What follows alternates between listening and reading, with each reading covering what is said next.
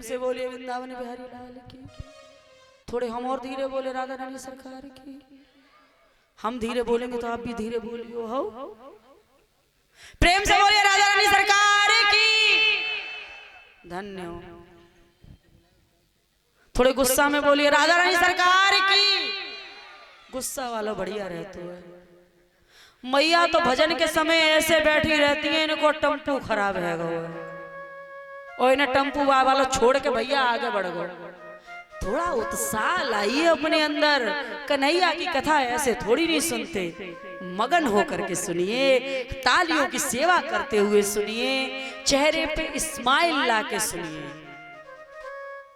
भूख लगी हो तैसी बताओ, प्रसाद रखो यहाँ। प्रेम से बोलिए राधा रानी सरकार की। नारद जी कहते हैं, हे पाराशर नंदन, मैं इतना तड़पता रहा, इतना रोता रहा, बिलखता रहा, आकाशवाणी हुई बालक रामदास तुम्हारी माला अभी पूरी नहीं हुई। उसी क्षण मैंने अपने प्राण दे दिए। पुनः पृथ्वी की स्थापना हुई और हे पाराशर नंदन, वो दासी पुत्र बालक रामदास देव ऋषि नारद बनकर के जन्म लिया। वाह मैया वाह, बहुत बढ़िया।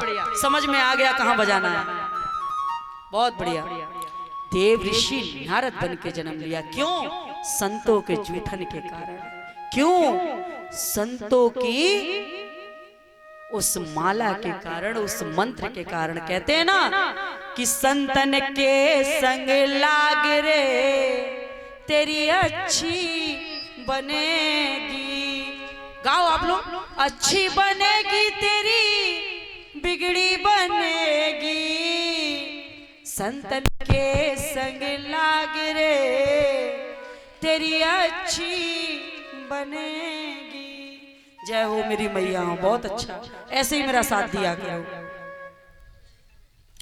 महर्षि वेदव्यास जी नारद जी की इस बात को सुन करके गदगद हो गए, आसन लगा करके बैठ गए। देव ऋषि नारद जी ने 4 श्लोकों की पूरी श्रीमद् भागवत महापुराण उनके कान में सुना दी और उस 4 श्लोकों की पूरी श्रीमद् भागवत महापुराण का खंडन करके महर्षि वेदव्यास जी ने 18,000 स्कंद बना दिए और भागवत महापुराण की रचना कर दी। प्रेम से बोलिए भागवत महापुराण की।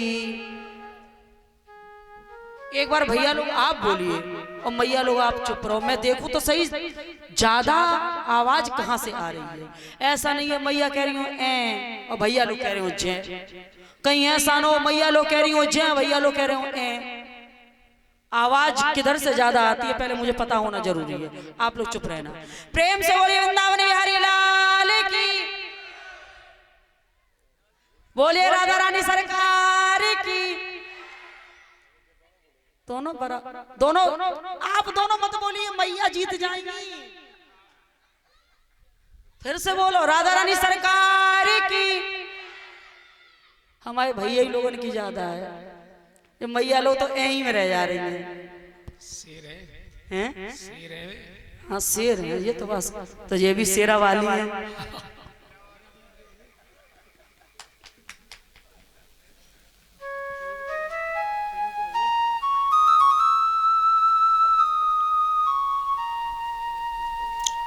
महर्षि वेदव्यास जी ने कहा श्रीमद् भागवत महापुराण अत्यधिक पवित्र है, परम पवित्र।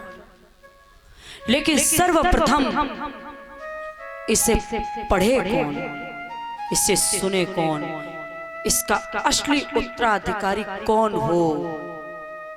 ऐसा ना हो सर्वप्रथम कोई ऐसा इंसान या कोई ऐसा मनुष्य इसको पढ़ ले जिसने न काम को जीता हो, न क्रोध को जीता हो, न लोभ को जीता हो। इसको पढ़ने वाला प्रथम अधिकारी कौन होना चाहिए। महर्षि वेदव्यास जी को अपने पुत्र की याद आई। क्यों? जिस वक्त सुखदेव जी वन को जा रहे थे, उनके पीछे पीछे महर्षि वेदव्यास जी जा रहे थे, तो कुछ स्त्रियां नदी में स्नान कर रही थी निवस्त्र होकर के। उनके सामने से 16 वर्ष की आयु है, चौड़ा वक्षस्थल, नीलो मणि की तरह शरीर चमक रहा है आदरणीय सुखदेव जी महाराज जी का। उनको देख करके स्त्रियों ने पर्दा नहीं किया, लेकिन जैसे ही महर्षि वेदव्यास जी को देखा, तुरंत जल से निकल करके वस्त्र ओढ़ करके हाथ जोड़ के खड़ी हो गई। महर्षि वेदव्यास जी ने कहा, हे पुत्रियों, मैं तो आपके पर बाबा के उम्र का हूँ, मुझसे लज्जा, और मेरे 16 वर्ष के आयु का पुत्र आपके सामने निवस्त्र गुजर गया, उसको देख करके आपको लज्जा नहीं आई? स्त्रियों ने बड़ा सुंदर उत्तर दिया कि हे वेदव्यास जी, आपके पुत्र के सामने हम लाख वस्त्र पहन ले तब भी निवस्त्र हैं, और यदि हम निवस्त्र हैं तब भी निवस्त्र हैं। ऐसा पावन चरित्र है आपके पुत्र का, पर आप तो इसी संसार में रहते हैं। बजाओ, यहाँ बजाना चाहिए। आप तो इस संसार में रहते हैं, ऐसा पावन चरित्र है सुखदेव जी महाराज जी का। लेकिन महर्षि वेदव्यास जी ने कहा, यदि इस बात को मैं कहता हूं कि मेरे पुत्र ने काम क्रोध लोभ मोह को जीत लिया है, तो आने वाले समय में कलयुगी लोग कहेंगे अपने ही पुत्र की तारीफ करके मर गए। अब ये घोषणा कौन करे कि मेरे पुत्र ने काम पर और क्रोध पर लोभ पर विजयी पा लिया है? उस वक्त राजा जनक जी बहुत ही विद्वान, बहुत ही ज्ञानी राजा थे वो, लेकिन उससे पहले सबसे बड़ी बात ये थी कि सुखदेव जी को लौटा के कौन लाए, क्योंकि अखंड समाधि में लगे हुए थे, उन्हें कौन लेकर के आए?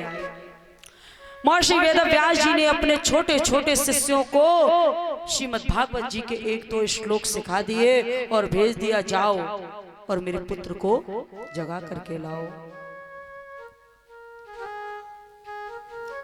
वो नन्हे नन्हे शिष्य जा करके उनके सामने श्लोक का उच्चारण करने लगे, कहने लगे, देखो तो सही गोविंद के स्वरूप को, कितना सुंदर जिसका स्वरूप है, घुंघराली लटे जिसकी बिखरी हुई हैं, गुलाब के पंखुड़ी की तरह जिसके होठ हैं, मानो जैसे कमल की पंखुड़ी के भांति जिसके नेत्र हैं। बस इतनी बात सुनते ही सुखदेव जी की समाधि टूट गई। कहने लगे, आगे सुनाओ ना, और कुछ बताओ ना। शिष्यों ने कहा, इससे आगे जानना है तो अपने पिताजी के पास चले जाओ।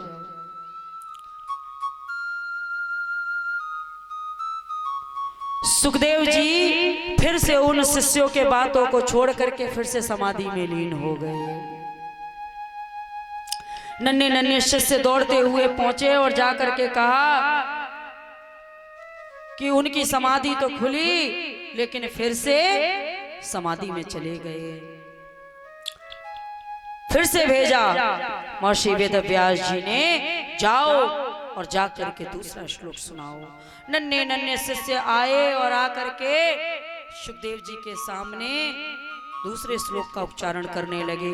अहो वक्रिय स्तन कालकूट जदाशन पाय यदा पहे साध्वी लवे गति तना दोष चिंता तदोत हे कामा दयालु शरणाब्रजत है। अरे अहो भाग्य इस पूतना के, जो सतगति माता यशोदा को बहुत बाद में मिली, मेरे गोविंद ने वो सतगति पूतना को पहले दे दी। प्रेम से बोले वृंदावन बिहारी लाल की जय। सुखदेव जी की समाधि खुल गई। कहा, आगे सुनाओ ना, और कुछ बताओ ना। शिष्यों ने कहा, इससे आगे जानना है तो अपने पिताजी के पास पहुंच जाओ। सुखदेव जी दौड़ते हुए भागते हुए जाकर के महर्षि वेदव्यास जी के चरणों में गिर के कहने लगे, प्रभु पिताजी मुझे प्रभु की कथा सुनाइए, मुझे श्रीमद् भागवत सुनाइए।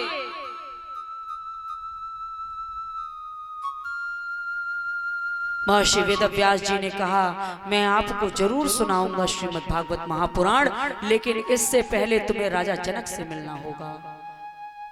सुखदेव जी राजा जनक से मिलने पहुंचे। कड़कती हुई धूप, जेठ मास की धूप।